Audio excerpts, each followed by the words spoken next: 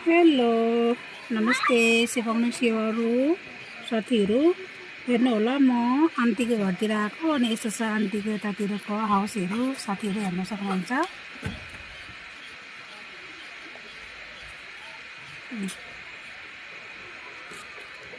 म देखाउँछु अहिले साथीहरूलाई। अनि के भन्नु बोरिङ लागेर आएको नि घुम्दै साथीहरू। अनि मेरो यो ब्याग पनि टुटेर खत्तम छ, मर्यो ब्याग टुटेर फिता टुटेर खत्तम।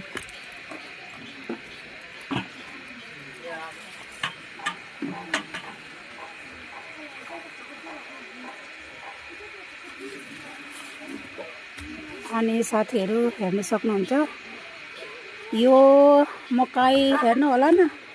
अस्ति नेपाली आउँदाखेरि यो मकै यति सानो थियो है साथीहरू, अहिले त्यति ठुलो भएछन्। अब अलिक दिनमा आयो भने त पुरा निक्लेको देख्नु पाइन्छ होला। यस्तो लाइन लगाएर राखेको छ यस्तो मकै। अनि मकैको सिजन हो। अनि मकै त होइन सतु बनाएर खानु कस्तो राम्रो हुन्छ। यहाँनिर धनियाँ लगाएको छ।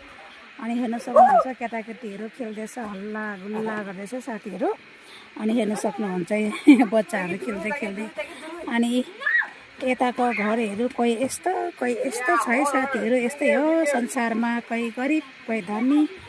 अब खै यो गरिब र धनी पनि आफ्नो कर्मले हुन्छ न, आफ्नो धर्मले हुन्छ न। पहिला जन्ममा पुण्य गरेर यो जन्ममा धनीको कोखबाट जन्म गरिदिएको हो न। के हो बुझ्नु सक्दैन साथीहरू।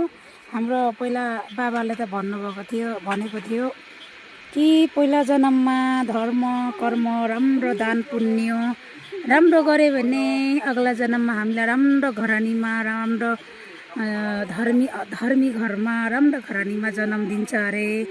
अनि यो जन्ममा हामीले पाप गरेर मऱ्यो भने अर्को जन्ममा हामीले लङ्गडा लुङ्गडा होइन गरिबको घरमा जन्म दिन्छ अरे भनेको यस्तो कहानी हिस्टोरी गर्थ्यो हाम्रो बाबाले। अनि त्यो त कन्फर्म हो कि होइन, तर पनि अब पहिलाको बुढाबुढीले भनेकोहरू साँच्ची हुनसक्छ पनि साथीहरू। हजुरहरूले के भन्नु है त कमेन्टमा। पहिला जन्ममा अब यो जन्ममा हामीले धर्म गऱ्यो भने अग्ला जन्ममा हामीले राम्रो धर्माती घरानीमा हामीले जन्म लिन्छ अरे साथीहरू।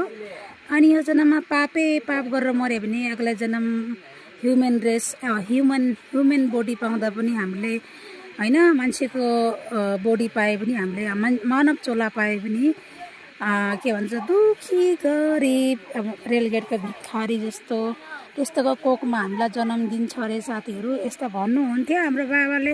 अब कतिको सत्य हो कतिको राइट हो यो त अब मलाई पनि यति थाहा छैन। बाबाले पनि अब पहिलाको धर्मशास्त्रहरूले भनेको होला।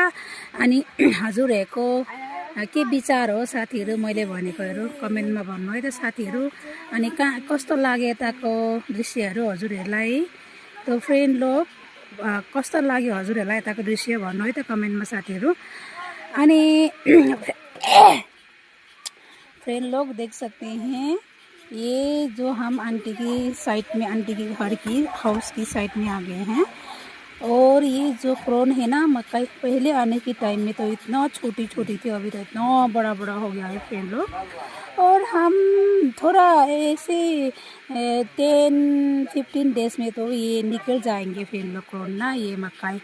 तो हमारी जो पहले हम छोटी होने के टाइम में तो ये मकई की खेती इतना हमारा पिताजी ने की थी, मम्मी जी ने।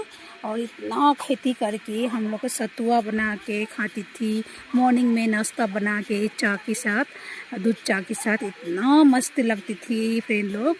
क्या बोलेंगे, बचपन की जो लाइफ है ना वो तो अभी लौट के भी नहीं आएंगे। अगला जन्म में आएंगे या ना आएंगे पता नहीं। लेकिन ना जो एक बार आदमी की एज है ना वो चले जाने के बाद में तो लौट के आने से नहीं आएंगे फिर लोग। तो यही एक ही लाइफ है, एक ही जीवन है।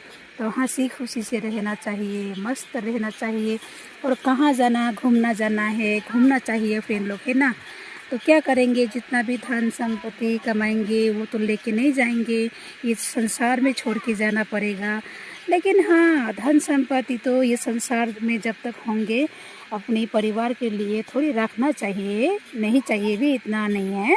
लेकिन हमारे जो बोलने का अर्थ है, धन संपत्ति के लिए किसी को हत्या मत करना चाहिए, अधर्मी काम नहीं करना चाहिए, और किसी का लूट के नहीं खाना चाहिए, और किसी का रुलाने का काम नहीं करना चाहिए, है ना फ्रेंड लोग। और आप लोग को कैसा राय है बताइए फ्रेंड लोग। हम तो यही बोलते हैं, सभी अच्छे से कर्म कीजिए, और ये संसार से तो एक दिन जाना ही है सबको, है ना फ्रेंड लोग। और सभी फ्रेंड को कैसे लगी इधर की जो प्लेस बताइए कमेन्ट में। और सभी फ्रेंड को बाई बाई। सम्पूर्ण साथीहरूलाई बाई बाई है त, कस्तो लाग्यो त दृश्यहरू भन्नु है त कमेन्टमा।